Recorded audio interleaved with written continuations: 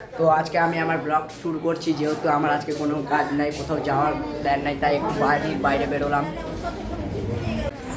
তো বাড়ির বাইরে সর্বপ্রথমে দেখা হলো আমাদের বিখ্যাত ডলি চায়ওয়ালার ভাতিজা এবং কালিয়ার সঙ্গে। তো এরপর দেখা হলো এক দুর্দান্ত সাইকেলওয়ালা ঝাপড়িওয়ালা কাকার সঙ্গে।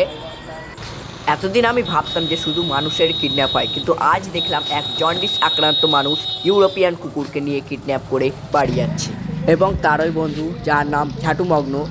ঝাঁটুমগ্ন তার বন্ধু কিডন্যাপ দেখে ডিপ্রেশনে আক্রান্ত হয়। তো এরপরেই আমার দেখা হলো ঠাকুমার ঝুলির কাকিটার সঙ্গে। আমি ওনাকে বললাম আমাকে কি গল্প শোনাবেন, কিন্তু তিনি আমার উপরে এই ভয়ঙ্কর শব্দটি প্রয়োগ করলেন। সূচনা, আমি মাঠে এসে দেখি মাঠে জল।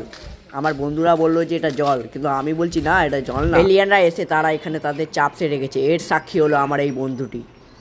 এরপর আমি বাড়ি ফিরতে দেখা হলো বিরাট কোহলি কাকার সঙ্গে। তিনি লটারি বিক্রি করছিলেন। তা নিয়ে আমার দেখে লাভ নাই, আমি যাই বাড়ি। এখন অনেক রোদ থাকায় এখন আর বেশি বাইরে ঘোরা যাচ্ছে না।